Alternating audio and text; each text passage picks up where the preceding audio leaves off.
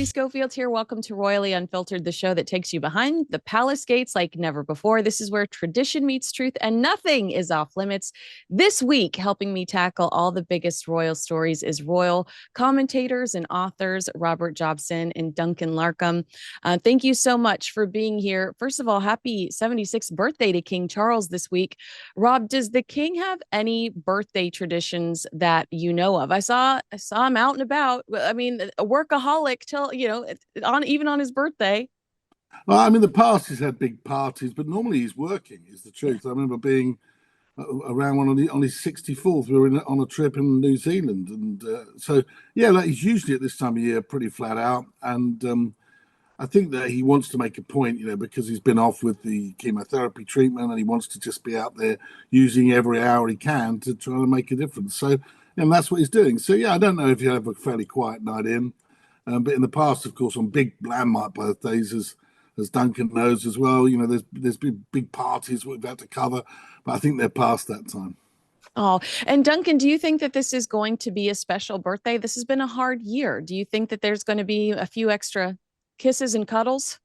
I think it's been a grotty year for him, hasn't it, with his cancer battle and also Kate's. So I think he's probably counting down the days, frankly, until next year starts. So I think it's a bit of bittersweet for his birthday this time round. All right, I've been very anxious to talk to somebody about this story. It's been jumping out. I've just been like, oh my gosh, I need to gossip. A new trophy for Prince Harry and Meghan Markle's Montecito mantle. Prince Harry has been recognized as a leader driving climate action here in the United States. This week, Time Magazine unveiled the list of the 100 most influential leaders driving business to real climate action. He was named for his work with his environmental tourism initiative, Travelist. Rob Job, it seems like the only Sussex entities continuing to thrive post-Megxit are causes started under the royal family umbrella. Pat Tillman Award for Invictus, recognized by Time Magazine for Travelist. Is that a fair observation, or am I being cynical?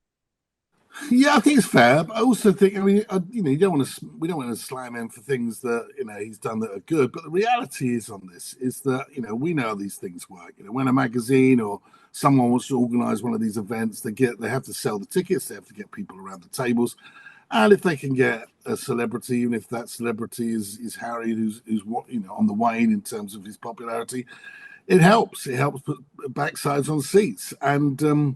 I'm not. I don't see how someone who flies private jets and arrives, the way he does, you can really. Yeah, it's a good idea. It's a good initiative, but ultimately, he's not a rich guy that's backing an initiative, and he doesn't always put his money where his mouth is. Sassy. I like that answer. And Duncan, I mean, you know how this works. You've worked with high profile individuals throughout your career. Are these honors and awards legitimate, or is this a plot to give Harry and Meghan credibility that some Hollywood publicist and a big sky rise has come up with?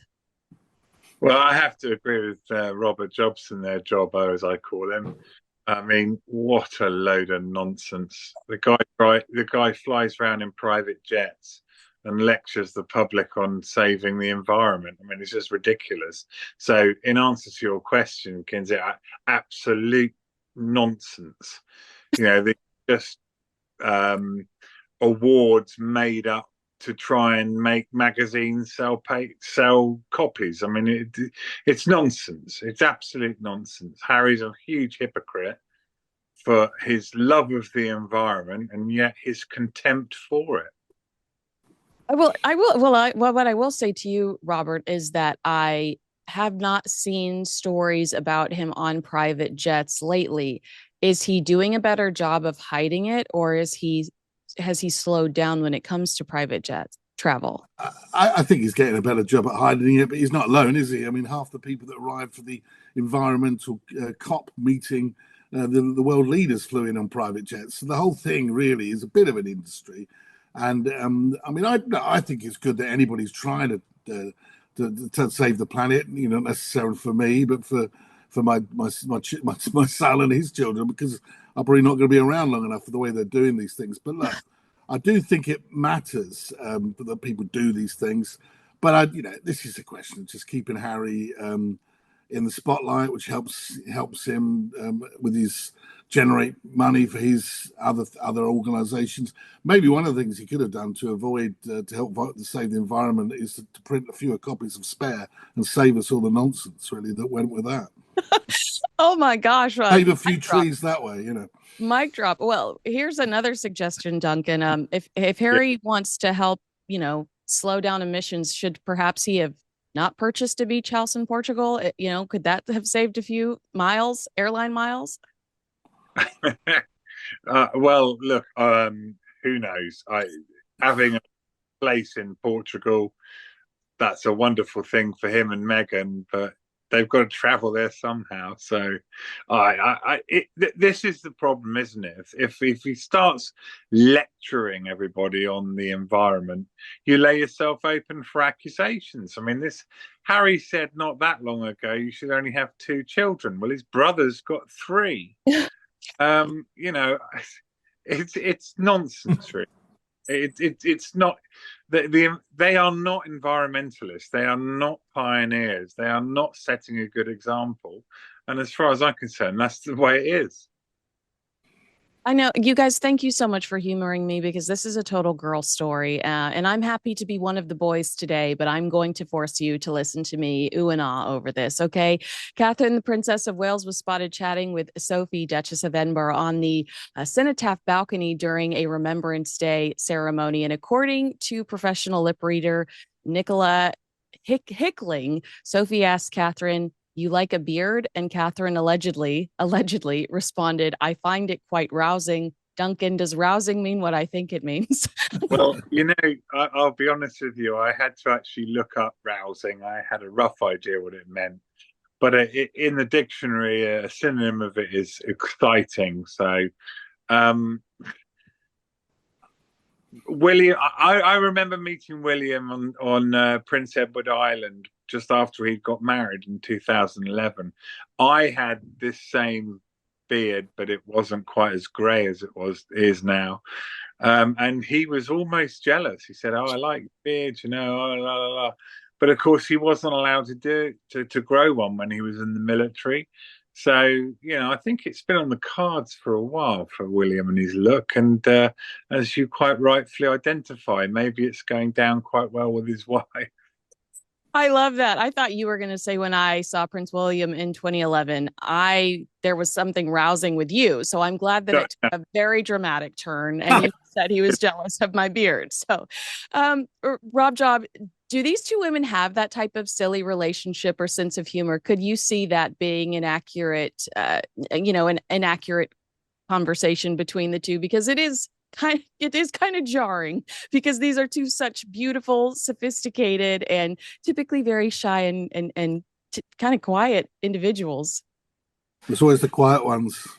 I mean, I think that I think that it's interesting, isn't it? That let's just hope the lip readers got it right and didn't say anything else. But I think that they're not particularly that close. Actually, I think there was a lot of talk about after we saw her put her hand on the shoulder and they're like the sisterhood in the royal family. The Daily Mail went off and wrote pages on it.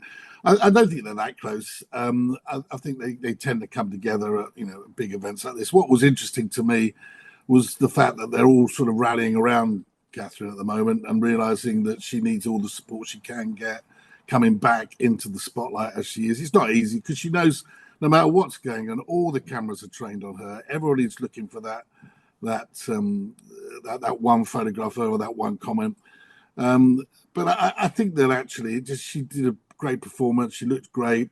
And as for it, whether or not it's rousing or not, I think we should just rely on what Duncan knows because he's the man with a beard. I've never been able to grow one. So. That's hilarious. I mean, one thing I will say about seeing Catherine over the weekend is there's been nasty online commentary. I've ripped those people a new one, but every man that I've spoken to has been like, "What a beautiful woman." What, Mm. it's always the women that are critical and hateful. And I know that there are going to be women listening to this going, don't hate on us. But I mean, every man that I've spoken to about this has been like, she looked gorgeous. Mm. It feels like the any sort of negative commentary has come from jealous women. So thank you for saying that she looked great. Duncan, you thought she looked great, right? Absolutely, yeah. I mean, I thought there was a moment watching the television, and you can't be completely certain because you don't know what the timings of it are. But there was a moment when William was laying the wreath where Catherine gave a real sort of it wasn't a huge smile, it was just this look of adoration. And my other half said, "Oh, look, she loves him so much, you know." And I guess that stuff can't be faked. And good luck to them both, I'd say. Yeah. Well, let's stay on this topic. Princess Catherine's annual Together at Christmas concert is kicking off December 6th with appearances from superstars like Prince Louis Arthur Charles of Wales. That is the only RSVP that I personally need to see for this fiesta. The theme is set to reflect on our most difficult times and how much we need each other. It will feature musical guests Olivia Dean, Paloma Faith, and Gregory Porter. Her Royal Highness will use the event to shine a light on individuals who have shown love, kindness, and empathy, along with showcasing charities that are close to her and Prince William's heart. 1,600 unsung heroes will be inside Westminster Abbey with the family. These are people that have helped their family and friends or have given their time to volunteer. I'm very much looking forward to this. Robert, will there be more eyeballs on Together at Christmas this year because it's been such a roller coaster year for the family? Yeah, I think so, Kinsey. I think it's becoming an annual event, and she's turned this around. I think it's a good time also for the younger royals, the cousins and that tend to show up and support her, and she takes the lead. I'm so pleased she's back, being able to do it because it's something that she's trying to establish. It's a great cause, and also, it gets great exposure on the television over here as well, so people can see her. Yeah, I think that she does things very well. She builds up things that she really cares about, and she focuses on what she can do to make a difference. And I think rather than all singing and all dancing, which is the way it is, a lot of singing in this one, but it's quite subtle the way she's done this, and I think a lot of people admire it because it's a time at Christmas, a time for reflection. When people have lost people, we're all going to be thinking about them. And I think in this particular instance, it's just a lovely event that gives a lot of people a good warm feeling just before the Christmas period. So good on her. Absolutely. It's one of my favorite times of the year for the royal family. Everyone just seems so uplifting and light, and it's a joy to see them all together. Duncan, how does an event like this prepare the world for Catherine as a queen consort? Well, I mean, this is becoming a kind of annual thing now for Kate, and as Robert says, it's just it sheds her in such a good light. Preparation. Look, she is. You could not fault her whatsoever if you were trying to think of reasons why she isn't a queen in waiting. I mean, she's been flawless throughout her relationship with William before they got married, flawless since they got married, and frankly, flawless since the Queen died and she became the Princess of Wales. She's absolutely flawless, and I mean, as a tabloid reporter, I'd love to tell you 10 things about her that weren't good, but I can't. There isn't one. I'm sorry about that, but that's the way it seems to be. No, I love to hear that. Um, Robert, I am curious on your thoughts on this too. Is this event that is becoming such a staple, is it an authentic way for people to learn to love Catherine? Is this a way that they can gradually come, get really excited and comfortable with the idea of her becoming queen consort one day?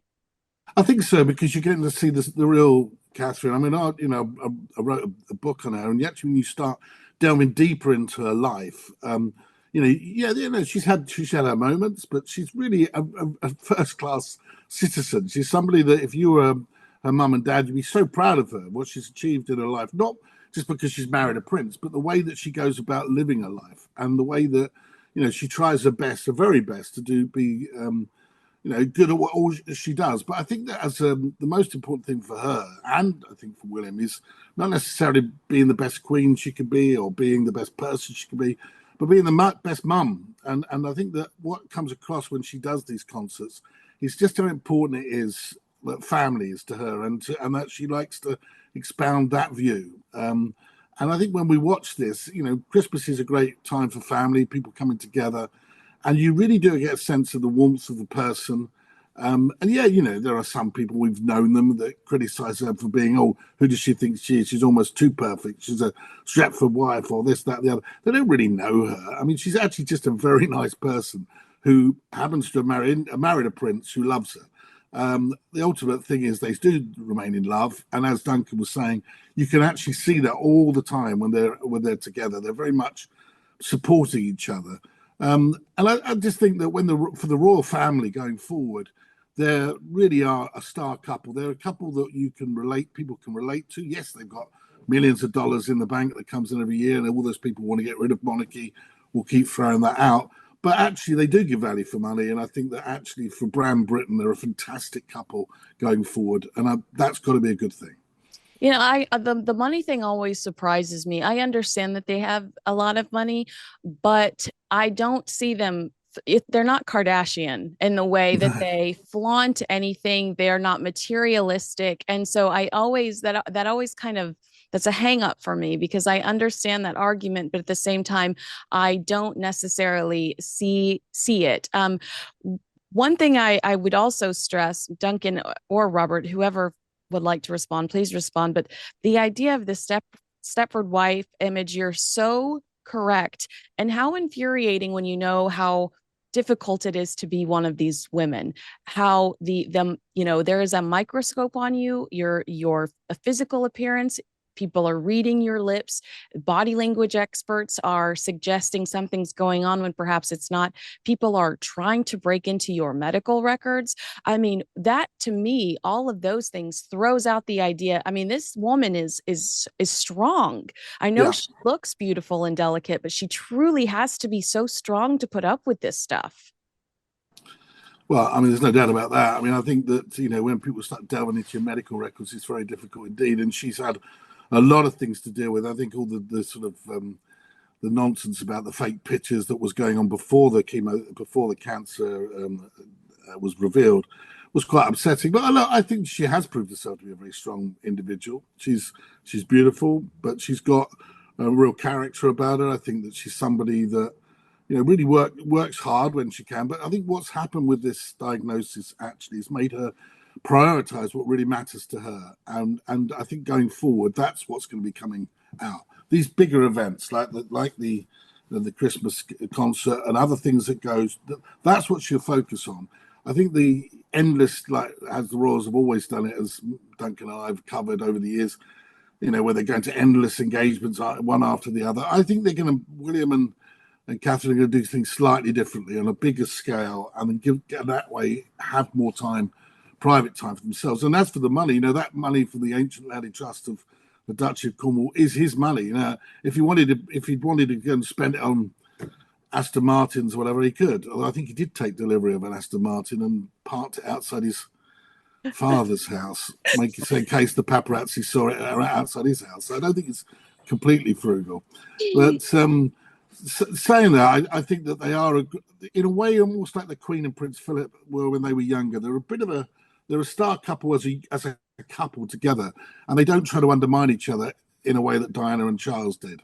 Oh, that's a good point. And Duncan, I love Robert's assessment that perhaps we might see Earthshot prize events, like bigger Earthshot prize events and documentaries and carols, but we might not see the back-to-back handshaking and some of those exhausting events where you're on a train, in a car, and on an airplane. Do you think that might, aside from being beneficial to the family's mental health and probably physical health, I think that almost opens them up to more of a global audience in executing things that way. Do you agree? Well, yes, I do, but I would just want to pick up on something that we were talking about, and that is that a cancer diagnosis is obviously horrific and frightening, terrifying for anyone that has it. But I think as they reflect on this year, which William himself has described as an awful year, actually for Kate, the view of her in the public's eyes has gone stratospheric. I think it is an incredibly good year in terms of her reputation and how much the public love her, because she's human and she's been perfect. She's never done anything at all that's given us journalists anything particularly to write about. But this year, she's shown that she is human. She's put up with trolling and everything on the internet. She's come through that, given statements, maintained a dignity, and I'm not necessarily her biggest fan. I wouldn't purport to be, but I do think hats off to Kate for the way she's conducted herself this year, and I think that she's probably now more popular than she's ever been. Wow, I agree. I love her. I just adore her. I mean, I am her biggest fan, Duncan. So at least we don't have to fight about that. Yeah, but I think the vulnerability that Duncan's talking about there is absolutely spot on, because of course one of the things that made Princess Diana such a huge star around the world was that she was flawed. She had things that she had to deal with, issues that other people had to deal with. And I think that when you are so perfect, you're seen as almost this, perfect statuesque statue of a woman. It can actually put some people off. And I think that, particularly not necessarily the fellas, but a lot of the girls have been critical of her in the past, which I've never really fully understood. But now that she's shown that vulnerability and that she's had to deal with that and face you're facing your own mortality, really, although we hope that it never got that bad. But then she had to prioritize what was so important to her. But that vulnerability does make you, I think, more relatable to, and I think that's certainly happened, as Duncan was saying. Absolutely. Okay, let's get mad right now. Okay, I want everybody to be so fired up as I am. This story coming from Tina Brown, Prince William, sounds like performative Pinhead. I'm usually a fan of Tina Brown. I can't believe she said this stuff. I mean, a week ago, she was tearing into Meghan Markle. Now she's tearing into William. I'm like, where do your allegiances lie? The former Vanity Fair editor called Prince William a performative pinhead when he said he wanted to do things differently than his father and his grandmother. She said William did not help the mood by giving a swaggery interview at the end of his South Africa trip for the Earthshot Prize. He told reporters about his plans to do things differently and then listed impact, philanthropy, collaboration, and helping people. In short, everything his father has been doing for the past 50 years. Robert, I mean, I believe that in the same exchange, Prince William spoke about what a brutal year this has been for his family. I mean, where is the compassion and understanding around that brutal year, but B, the idea that perhaps he was uncomfortable in this situation because he was revealing things for the first time that he hadn't. And it's a difficult topic to navigate. They've been so secretive over the last year. I'm sure he didn't want to give too much away, but he's trying to be genuine. When I heard her being critical about this particular interview, I thought this must have been a tough interview for him to give, period. I doubt he was trying to hurt anyone or insult anyone. Yeah, I don't think he was. I think there's probably a number of them there, all sort of firing questions at him, as I understand it, and he was having to respond. But at the same time, by saying he wants royalty to be with royal going forward to be royalty with a small r, and I do agree with Tina, that all of the things that he was talking about, actually, his father has been doing anyway. I think what he was trying to get across is that he's going to focus on bigger issues that we just talked about and present things in a different way. But look, there are a lot of philanthropists around the world. There are a lot of billionaires that give a lot of money to different causes. Even Harry and Meghan have got their charity arm. Royalty has to be slightly more than just being a social figurehead. It has to be more than that. And I think to start saying you're going to be royalty with a small r, I'm not sure that's a clever thing to do actually going forward, because I think that people are. We've just seen documentaries over here about the cost of the monarchy and the fact that they're getting paid into their duchies money from NHS and from state schools and things like this, which actually did jar a little. and also the fact that he gets this 25 million every year, gives you an opportunity to be a philanthropist and somebody who does good, which is great. I think I admire him for doing that. But equally, a royalty is more than just royalty with a small r. You can't have it both. It's a lot more than that. And perhaps I think before, I don't think he dismissed his father and grandmother, but he should probably listen more to what his father says and look at what his grandmother achieved in her 70 years on the throne, because it's easy to look at something and just say, oh, I want to do things differently. It's not easy to sort of continue on an institution that has lasted 1,000 years. So, we've seen it before. He was talking previously about getting rid of all the ivory the royal family had in fact, by doing that, you actually increase the cost of ivory. And so I think that there are certain things at the moment. Yeah, he's 42. He's in his 40s. He's still got a lot to learn. I think you've got to learn from the past as well as think about what you're going to do in the future. Okay, so I completely interpreted small r differently. So you tell me what your interpretation is. Then I want Duncan to say what. When I heard that he said, royalty with a small r, I just thought he meant more casual, more approachable. So you're telling me you interpreted that differently. Can you explain to me what you felt like he meant with that statement? Well, small art is suggested to be doing less. And Uh, or being less grand but the grandeur, the pomp, the circumstance, which pretty much was invented post-Victoria, for Victorian times to try and generate interest in the royal family, is actually quite important as well. Yeah. It creates the interest. It creates the networks to be tuning into everything that we do when it comes to a royal marriage or a royal funeral or a royal wedding. Those things, when it's a big occasion like a jubilee, everyone comes to London. It's a big event and Brand Britain benefits from that. And I think that if you start reducing that to make yourself royalty with a small r, a bit like the Norwegian royal family or the Danish or the Dutch, it doesn't have the same impact. And I think that's what you be careful what you wish for. That's what I would say. Oh, interesting. And Duncan, did you take away the same that Rob did? Did you take away the same definition? Well, I couldn't agree with Rob more, and that's quite rare for the two of us. We'll have a beer soon, Duncan. It sounds like good. But what does he mean by that? We don't know yet. We have to watch and see what happens. Royalty with a small r. But his father, when Prince of Wales, King Charles, was a reformer. He used to write angry spy letters to MPs. He was a meddler. He was an interferer. He stuck up for the things that he felt strongly about. He stood up for those things, and he was criticized for it. Is this Prince William saying, well, I'm not like my dad, I'm just going to be a bit more kind of like conservative with a small r for royal? I'm not sure that that's the role that he's in. I think what we need from a Prince of Wales, from an heir to the throne, is somebody who's prepared to push the envelope when it comes to the environment, or when it comes to homelessness, or when it comes to whatever particular cause William might feel strongly about. So I've been left quite confused by what he means by that, and I think only time will tell.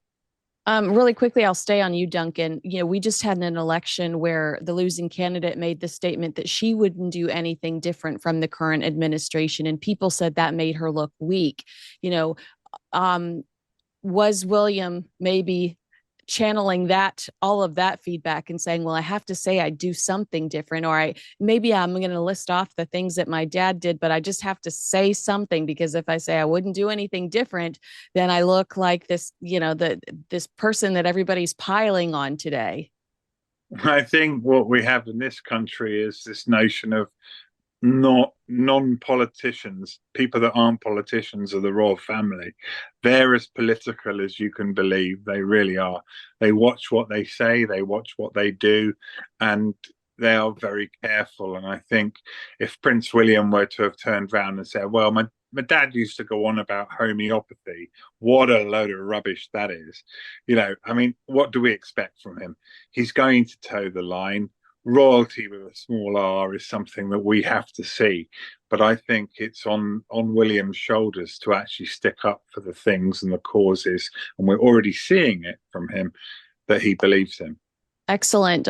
Robert, Tina also claims that Prince William has too many yes people around him, saying in part, in happier years, it was the irreverent Harry who could tease the Prince of Wales and take him down a peg.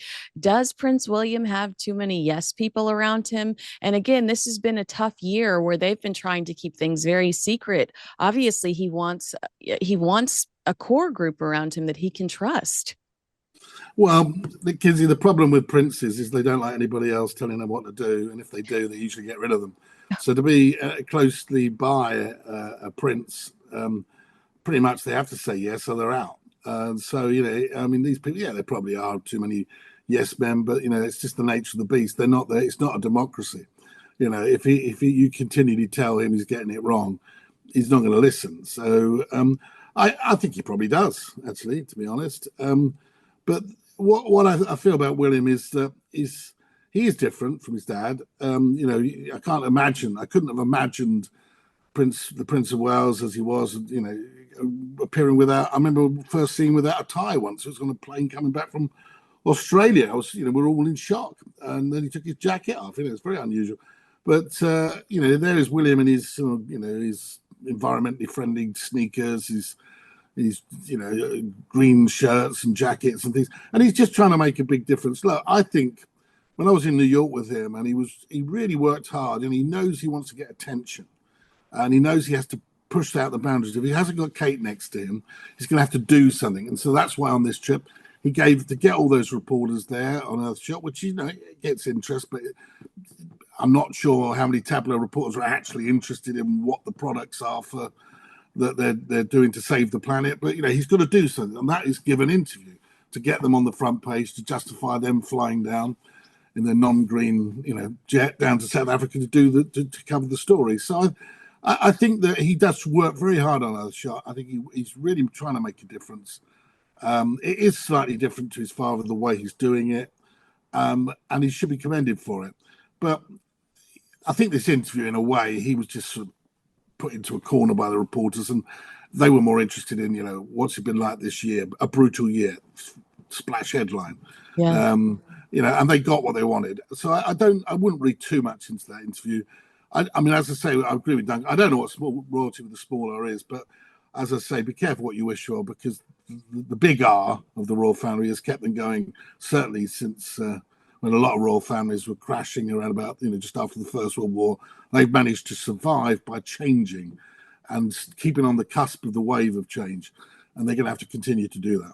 That's a good point, because whenever anyone asks me, well, why don't you cover this royal family or that royal family? I'm like, because this one is the exciting royal family. I'm enamored by the pomp. I'm enamored by the choreography, the costume. That no one else does it like the British royals. So I love that point. Duncan, is Prince Harry's absence jeopardizing Prince William's judgment or ability to execute his job? I mean, maybe I'm reading too much into Tina. I know Tina's probably saying, where's Prince Harry to say you need to tone it down? But some might interpret that statement as Prince Harry's absence is creating some sort of tyrant or something when it comes to Prince William.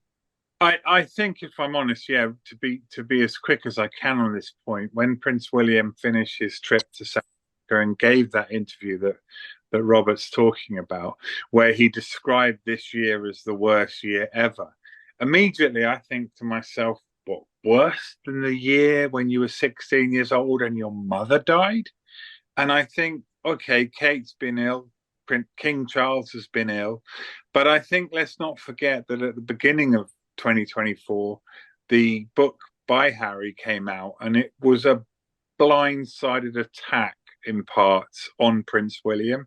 And I think, that has really affected William. And I think in a year where he's facing these challenges with his wife and with his father, what more did he need? He needed his brother, his beloved brother, by his side, supporting him, looking after him, and cheering him up. And I think, if anything, this year has been the year that William has really realised the cost of Harry deserting the fold and going rogue and heading off to America. I agree with you because I had the same initial thought too, and I thought, well, I mean, that was your mother died, but at the same time, I wonder how having experienced that, you now have three little babies and how much anxiety it must give you because you never ever ever want them to experience something as horrible as what you experienced, and now for the first time in your life you're unfortunately having to contemplate that. So, but I do agree with you that I hadn't even remember. I've already forgotten when Spare came out. He was hit like a ton of bricks this year. It was back to back to back. Yeah, I think that the reality is, yeah, I think I agree with Duncan. I think that Harry, though, it's been a while since he and Harry were really that close. I mean, we're talking, I think when Meghan turned up on the scene, it was going pretty wrong early on. So I think that closeness has faded. But, and of course, we're now where we are. But I mean, we've had everything from racist allegations to him being a bully. All things that really are pretty nasty, and they've all been aired in public at the same time that he realizes that his dad's got cancer, and that must immediately make him think, well, actually, in my free time, my time to be a private person is coming to an end, because as king, you're public property, and so will his wife be. And I think that must be way heavy on your mind, because in your early 40s, you've got a fair chance you'll be doing that for another 30, 40 years. And, that freedom that he's enjoying at the moment to even just follow the causes he loves won't be there when he's king. And that must weigh heavy on his mind as well. Absolutely. Duncan, did you have a reaction to that? No, I mean, I think Robert's quite right. But, this has been a difficult year for Prince William.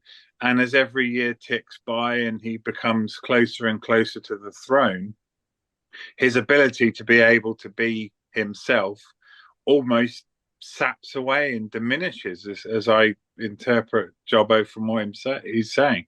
But, having one thing William has to sort out, and it has to be as soon as possible, is he has to find a way of stopping this war with his brother. It doesn't benefit him, and it certainly doesn't benefit Harry. And there has to be a way through it. What that way through it is, goodness only knows. But, when William talks about this year being the worst of his life, let's hope that next year is far better for William. And I think that will involve a lot of healing with his brother. Yeah, I think that there's a good chance of forgiving but not forgetting, and I think that they might keep him at an arm's length for quite some time, because what are the odds that they can trust him? And I That's think the key word. That's yeah, the key word. I Trust. don't even, I think while he is I hate to, I mean, I know this sounds mean spirited, but while Meghan has any influence over Prince Harry, I don't know that they can trust him, because what if he slips and says something he's not supposed to and it ends up in Us Weekly the next week? There's, I think that it's an interesting line that they'd have to straddle if they brought him back into the fold. So, well, I've had so much fun with you guys. I'm glad that we mostly agreed on everything. So, thank you, royal authors and commentators Robert Jobson and Duncan Larcombe, the best in the biz. Thank you for your time and excellent insight today. And any predictions for American Riviera Orchard, guys? Or before we leave, are we ever going to see it? Is it ever going to happen? Robert, you go first. I don't know. No, I don't. Well, is it ever going to happen? Yeah. Well, let's just have faith and say it will happen. I don't know. I think that we've seen a lot of false dawns. Put it that way. Yeah, that's true. Do you have any reaction, Duncan? Well, I'm not going to spend that much on jam, and I'm not sure how many people will. So, thank you so much. I hope you guys have a great weekend. Thank you.